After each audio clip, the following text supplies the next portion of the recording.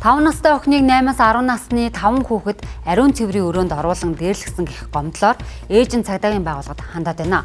Харин нөгөө талд хүүхдүүд эцэг ихтэй тийм зүйл болоогүй гэж тайлбарласан тул хүүхдүүдээ мөрснөр томчуудын дунд ч үл ойлголцол үүсжээ. Энэ мэт дээрлэгэлд бүх насанд үлдэгдэх суурь тавигдсан болохыг энэ жишээ харуулж байна.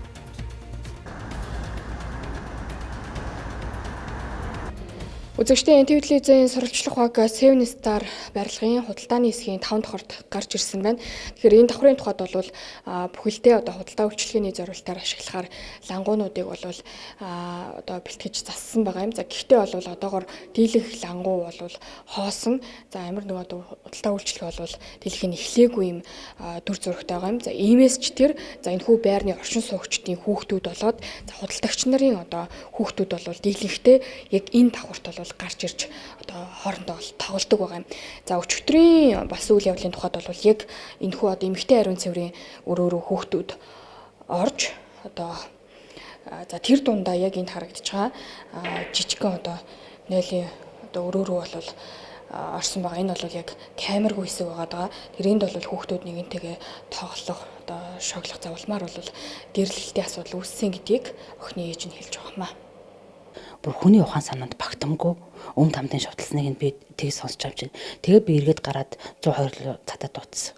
Тэгээ манай хүүхдийг бол өмнөдийн цаашаа харж яагаад хан руу харуулж байгаад өмнөдийн бандажтай давхар шовтлсан болохоор манай хүүхд хин шовтлсныг нь бол хараагүй. За тэгээд толгойг нь хан руу мөргүүлээд хаглах гэж байгаа юм шиг амар мөргүүлсэн гэж ярьж байгаа. Тэгээд баруун хацрын бол удаагаар ээлжилж алгадсан байгаа. Тэгээ алгадчаад чиний хацрыг алгадаад бидний гар ядарчлаа. Одоо бидний гаранд массаж хийж өггээд гарандаа массаж хийлүүлээд хийгээд өгсөн чинь олигтойхон чанга хийлдэ мэлдэ гэж хэлсэн байгаа юм. Иргэн оюун жаргал хаан улдүргийн 11-р хороонд байрлах Seven Star худалдааны төвд энэ оны 1-р сараас эхлэн лангуу түрээсэлж худалдаа эрхлэх болжээ. Түүний охин цэцэрлэгт хамрагддагч Сарабон сампонд явж байгаа тул ээжийнхээ ажил дээр дагаж ирэх болсон байна. За ингээд өчигдөр буюу 3-р сарын 19-ны 18 цагийн орчимд охин нь норчсон уйлсаар гарч ирсэн гэлээ. Тэгээ би бутаж ирээд цадаа дуудсан гэсэн чинь чи цагдаа магдаа дуудаад ямар амар даварцсан юм бэ гэл өрөөс нь завжаараа амьсгаагаа гаргаж маргаал тэгэл ингээл чээж мэжээ түхийлгээл тэгэл тэр биений хилэмж тэр аархаж байгаа тэр фитнесийн өрөө таквондогийн өрөө хоёрын хооронд явж байгаа бол бүр амар байсан. Тэгээд би бас дуугаа өндөрсгөөд ингээ хэлсэн чинь ер нь цодцсон байсан чи яад ингэж хэлсэн. Бид мэдээллийг тэнцвэртэй хүргэх үүднээс 5 настай охиныг дээрлэхсэн гэх 5 хүүхдийн нэг болох 8 настай хүүгийн аваас тодрууллаа. Тань хаалгаар ингээ шагаалтал ингээ шилэн хаалгатай тэгсэн чинь таан хүүхдтэй юм зогсож байгаа юм би очоод өмөрс юм баггүй.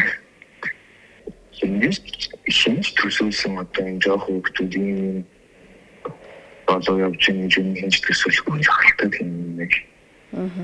Тэгээд яаж ч утсан төсөөлөгдөхгүй юм надад.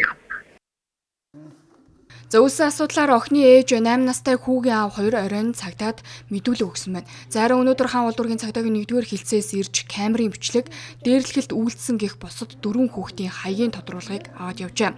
Хүүхэд бол нийгмийн тол хүний эрх, хүүхдийн эрхийн мэдрэмжгүй нийгэмд өсөж хүн болсон томчууд ирээдүйн нийгмийг бүрдүүлэх бяцхан үрстэй юу үлгэрлэж байгаагийн ердөө нэг жишээ юм а. За энэ мэт дээрлэгсэн нэгнээ дарамтлсан үйлдэл нийгмийн бүлэг бүрд гарсаар байгаад хүнийг бүр өөр дээрээ нэгийг бодож хоёрыг тунгаах цаг нэгэнт иржээ.